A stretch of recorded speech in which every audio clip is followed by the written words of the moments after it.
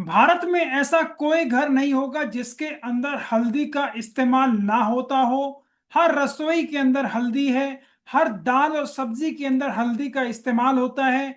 फिर भी लोगों को ये जोड़ों में दर्द, मोटापा, शुगर, सूजन, ये बीमारियां बढ़ती ही जा रही हैं।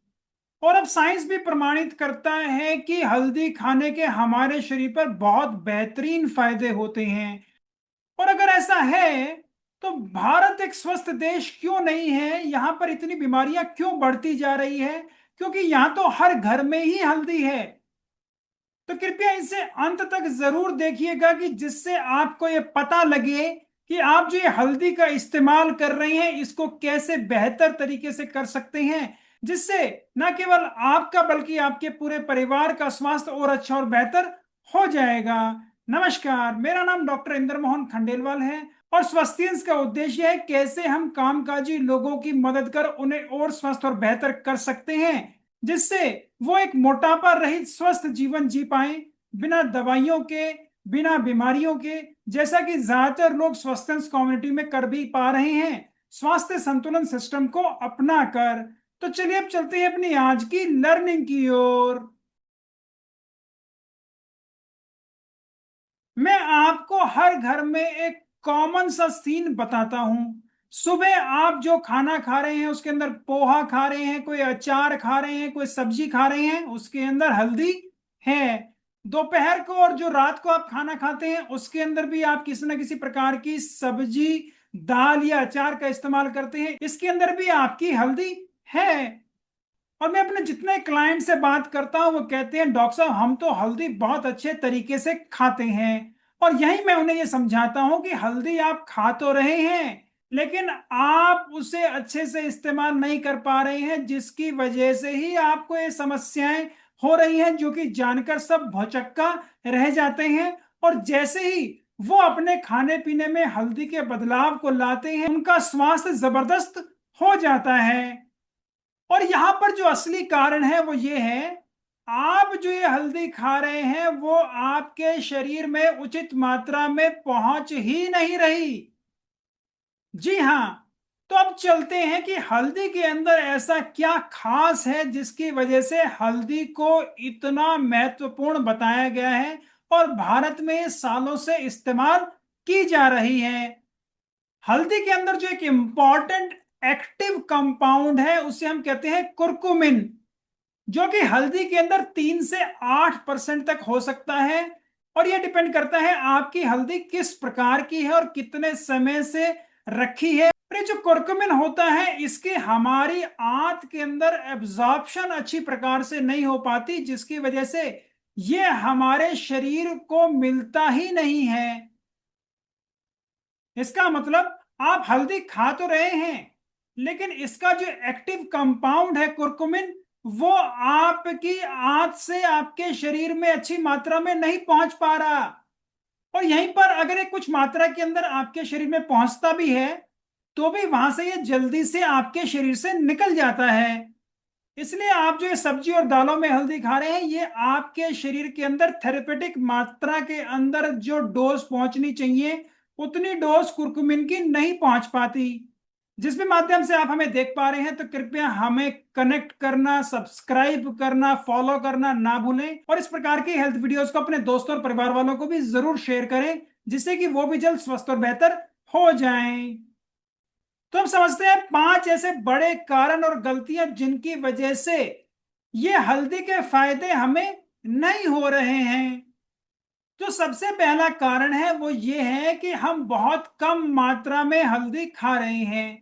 जो भी आप ये सब्जी या दाल बना रहे हैं उसमें तकरीबन थोड़ी मात्रा के अंदर लगभग 1/4 चम्मच आपका ये हल्दी डली है, जो कि पूरे परिवार की सब्जी में डली है और इसको लोग आगे खाएंगे।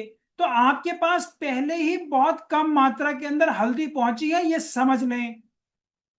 तो मुझे बताइए, जब ये अच्छी मात्रा के अंदर आपके शरीर में गई ही नहीं तो उसके अंदर से अच्छी प्रकार का कुरकुमिन आपके शरीर में कैसे एब्जॉर्ब होगा और कैसे आपकी इम्यूनिटी बेहतर हो पाएगी?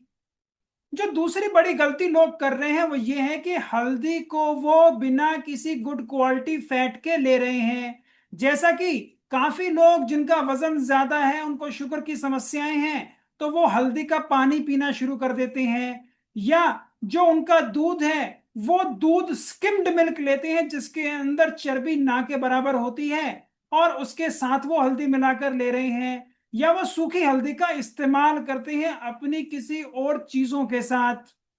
यहां पर यह जान लेना बहुत ही ज्यादा जरूरी है कि हमारी हल्दी के अंदर से जो एक्टिव कंपाउंड कुर्कुमिन मिलता है वो फैट सॉल्युबल है। मतलब कि जब तक आप ठीक मात्रा में उसके साथ फैट नहीं लेंगे तो वो आपके शरीर में एब्जॉर्ब नहीं होगा। पानी के साथ वो आपके शरीर से ऐसे ही पेशाब के माध्यम से निकल जाता है। तीसरी सबसे बड़ी गलती जिससे बहुत बड़ा नुकसान हो रहा है वो ये है कि हल्दी के साथ काली मिर्च का प्रयोग बहुत कम लोग करते हैं। कुछ साउथ इंडियन रेसिपीज में इसके अलावा कुछ लोग जो इसको अच्छे से इस्तेमाल करना जानते हैं वो इसके अलावा ज्यादातर लोग हल्दी का इस्तेमाल लाल मिर्च, हरी मिर्च या किसी दूसरी और मिर्च के साथ कर रहे हैं, लेकिन काली मिर्च अपने खाने में नहीं डाल रहे। काली मिर्च के अंदर पाइपरिन नाम का एक कंपाउंड होता है जो हमारे शरीर में कुर्कुमिन की एब्जॉर्प्शन को 2000 गुना तक बढ़ा देता है। हाँ, आपने सही सुना, 2000 गुना। और ये साइंटिफिकली प्रूवन और रिसर्च फैक्ट है। तो आप खुद देखें, आपकी सब्जी या दालों में हल्दी तो है, काली मिर्च है।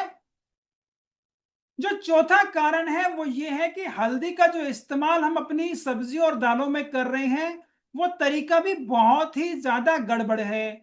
ज्यादातर लोग हल्दी को अपनी छौंक के अंदर इस्तेमाल करते हैं।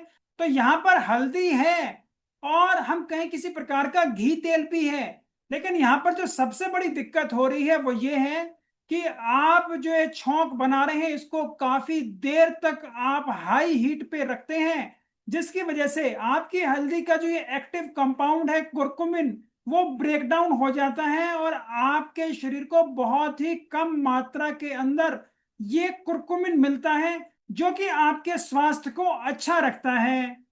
मतलब कि जितनी देर तक आप हल्दी को पकाते रहेंगे उतना ज्यादा कम आपको एक कुर्कुमिन कंपाउंड मिलेगा। आपकी हल्दी जल रही है और आपका ये जो एक्टिव कंपाउंड है जो आपको ठीक कर सकता है वो नष्ट हो रहा है, उसका पोषण खत्म हो रहा है। और पांचवा कारण है कि आप जो ये हल्दी इस्तेमाल कर रहे हैं वो सालों साल से आपके घर में, आपके घर से पहले दुकानदार के पास रखी थी।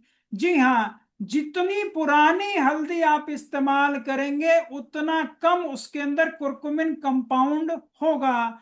और वहीं पे एक और इम्पॉर्टेंट चीज है, वो ये है कि ज्यादातर जो हम हल्दी का इस्तेमाल करते हैं वो पिसी हुई हल्दी का इस्तेमाल करते हैं।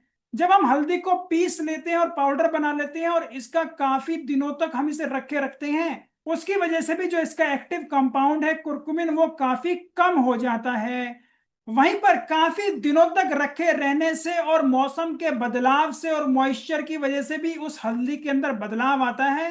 तो आप जो ये हल्दी अब इस्तेमाल कर रहे हैं इससे आपको स्वाद मिलता है, इससे आपको रंग मिलता है, लेकिन इससे आपको पोषण नहीं मिल रहा। तो आप समझते हैं कि आपको अपनी हल्दी का कैसे इस्तेमाल करना चाहिए कि आपके स्वास्थ्य लाभ बढ़ जाएं और आपको एक कुर्कुमिन अच्छी प्रकार से मिले। तो कृपया इस हल्दी एक्टिवेशन फॉर्मूला को जाने, समझें और आज से ही अपनी किचन में इस्तेमाल करना शुरू कर दें। सबसे पहला, जितना आप कच्ची हल्दी का इस्तेमाल करेंगे उतना आपको कुर्कुमिन कंटेंट ज्यादा मिलेगा, क्योंकि आप ताजा कच्ची हल्दी इस्तेमाल कर रहे हैं। दूसरा, जब भी आप हल्दी का इस्तेमाल कर रहे हैं तो उसको हमेशा एक गुड क्वालिटी फैट के साथ जरूर लें। जैसे कि अगर आप उसे कच्चा भी खा रहे हैं या अपनी स्मूदी में भी खा रहे हैं तो उसको नट्स के साथ खाएं। अपनी सब्जी और दालों के अंदर किसी भी प्रकार का घी तेल का इस्तेमाल जरूर करें। तीसरा, चुटकी भर काली मिर्च आपकी इस हल्दी के कुरकुमिन कंपाउंड को आपके आंत से आपके शरीर में पहुंचाएगी। तो कृपया इसको डालना आगे से ना भूलें।